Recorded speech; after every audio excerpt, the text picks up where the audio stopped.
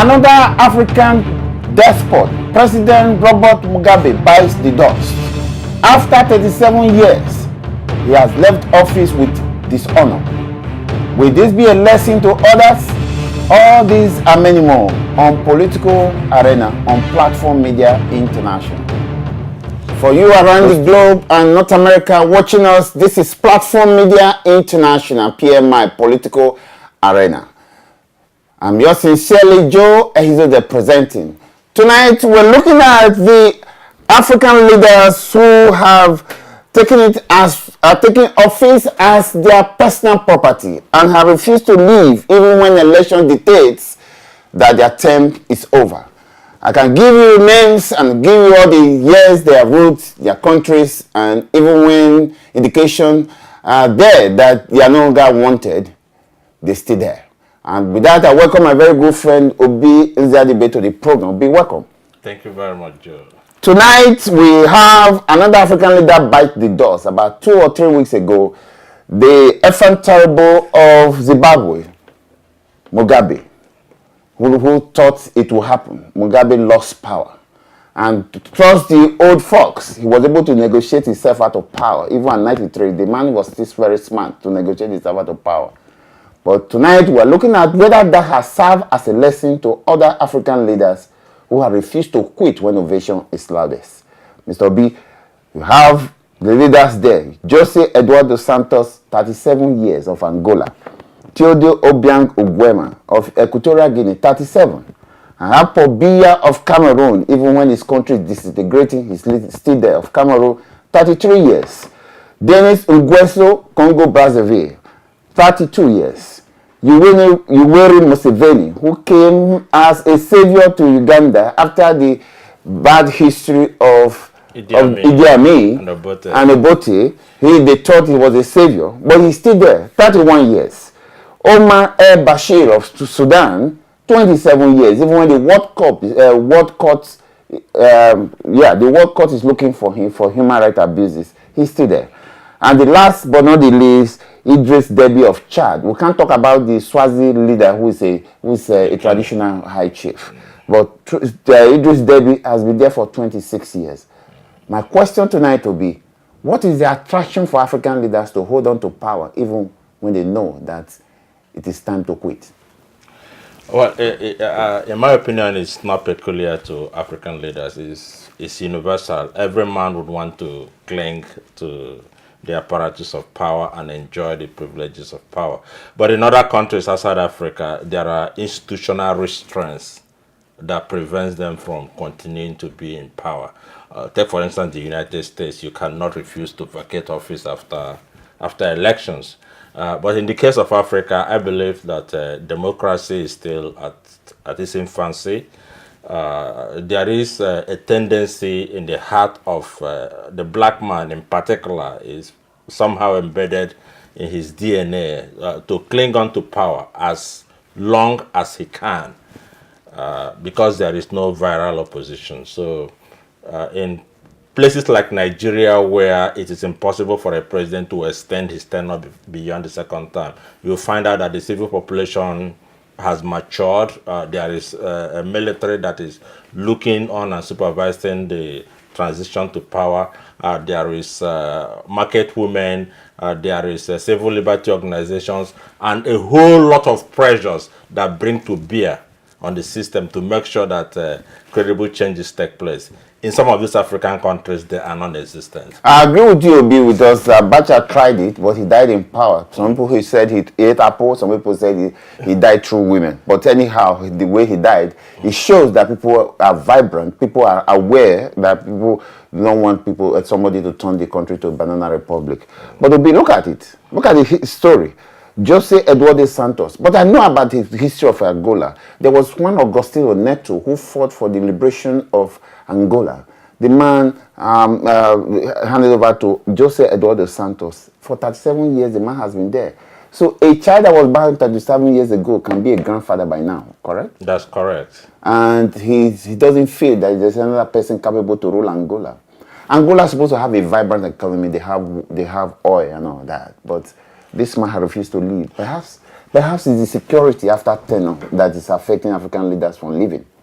It's not exactly the security after tenure. Let's go back to Zimbabwe, for instance. There was a conspiracy, there was an agreement between Mugabe, the man that was his vice president, and the army chief to rotate power amongst themselves for as long as it is possible.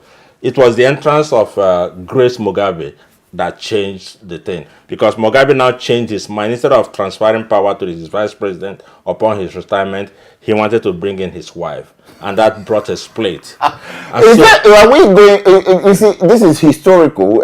In biblical too. Remember, Pharaoh became stubborn because of his wife. Yes. And I also know that they said the battle between Awolowo and Akintola was caused by women. Yes. So men should be careful about things like this when it comes to power. Yes. Yes. Exactly. So on the lighter side, though. Yes. So, but in a whole lot of African nations, we have a handful of people who arrogate to themselves the power to choose who becomes a president. They manipulate the process. They have acquired so much money. They have their hands spread into all corners of the country that the average man doesn't have the power to cast a vote that determines who presides over his affairs. It's only very natural that after staying for 37 years, the machinery of government have been personalized. So I don't blame the citizenry for not being able to have the willpower to say enough is enough, because the military have been manipulated, the financial sector have been manipulated for 37 years. Somebody has been in power. So where would you think people will sum up courage to have a change of government? Oh, well, in Nigeria, there was the National Association of Nigerian Students that didn't keep quiet. There was the Nigerian Labour Congress that refused to keep quiet. There's also the powerful Niger Delta people that were mounting pressures, and there was the Abiola radio that was set outside country. There has been the Biafran radio too. So people in Zimbabwe could do things like that. You have to mount pressure. You have to say no. And I was surprised that people in Zimbabwe come out to rejoice on the street. So for 37 years they have been suffering in silence. That's not right. You cannot suffer for that length of time. And I'm sure people in Angola are suffering. People in Guinea, in Congo, in Uganda are suffering. But they are not bold enough to come out. Is it yet Uhuru for Zimbabwe? It is not yet Uhuru for Zimbabwe, because the current president was the intelligence chief under Mugabe. He masterminded the massacre of the Ndebeles. 20,000 of them died. I have not heard him apologize. Most of the autocratic actions of Mugabe were carried out through him. He was part of the policy-making process, and there has not been any announcement on his part that there's going to be a change from the Mugabe era. And it's called the Crocodile of Zimbabwe. It's called the Crocodile of Zimbabwe. And that name was notorious because of the bad things he was doing under Mugabe. So it's not yet Uhuru for Zimbabweans, but Zimbabweans have an opportunity now that the eyes of the world is on them to demand for real changes, ensure that the electoral body is credible, that the civil society becomes mature, that the student unions are able to have their voices heard, and that a new process begins to take place in that Look at Cameroon too. When Amadou Ahidjo left, we thought Paul Biya was the savior. The same thing. Paul Biya has been there for 33 years. He has even removed deactivated the internet in the English-speaking part, and therefore creating a cleavage between English-speaking part and the French-speaking part. And the man has been there for 33 years. Yes, in my own thinking, I believe that the African nation is currently divided into different regional blocks. We have ECOWAS in West Africa. We have the SADC in South Africa. For instance, this SADC in South Africa probably had banned taking over power by military coup. Okay, so in West Africa, we can legislate that after 2 terms in office, a president must leave.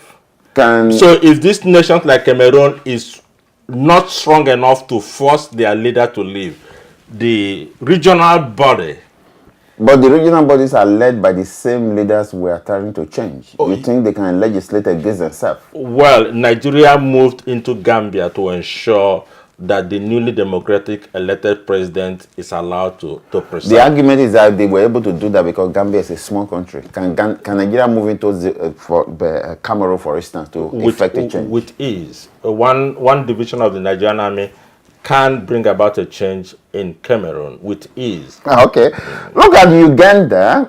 After Obote, after Idi Amin, after Obote Ufano Idi Amin, after Idi Amin, Obote Museveni spent many years in the bush and as a guerrilla warfare commandant. And we thought when he embraced power, he's going to have a change. And we are counting 31 years. Well, it's not up to him to make that change. It is up to the Ugandans to put pressure on him to leave. If they were able to rid themselves of Idi Amin, why would they, for God's sake? Idi Amin was checked out by the powerful forces of the Tanzanian armed forces. So it is not the case that Ugandans are able to change, have effective change within. So in 1979, it was through the power of Tanzanian armed forces. And then we have Omar Bashir of Sudan. Even when the world court has pronounced him guilty, they're looking for him. The man is still holding sway and still playing the politics of Sudan and South Sudan. And still nothing's happening to him. We're counting 27 years. Yes, I understand that, and it is blamed on democracy as a concept that is totally foreign to the African. It's going to take so many years for it to come to terms. If you say democracy is foreign to Africa, the argument of anybody watching will say, well, why are we complaining if we want to stick to the traditional setup where leadership is not changed? For instance, we know about the African traditional system hierarchy. You have to be the senior to the elders in the village to command power. But these guys will say, okay, well, this is an African system of government. It doesn't require us to be voting to choose. It should have to be through a hierarchical system. But of course, these guys will not listen to that. Correct? No. What is needed in Africa is a hybrid system that merges what is good in our cultural system with what is best from the Western democracies. For instance, under Babangida in Nigeria, the Electoral Commission introduced the A4 option system of voting, where people physically queued behind the candidate of their choice, and it was counted there, yes, and announced, and there was no room for rigging the election. So we must come to a position where we determine what is best. For us. That was best for Nigeria, but even at that, Babangida was able to still manipulate and annul the election. With great consequences to him. And Nigeria is still suffering from that up to now. Yes. Okay. Yes. Well, these countries, we just hope that they embrace democracy, or, as you said, the good part of African cultural system and the good part of the Western democracy. We should merge it and make it a better system. Well, most of these countries too are dependent on foreign aid. You know, those donors should stipulate that credible elections should be held.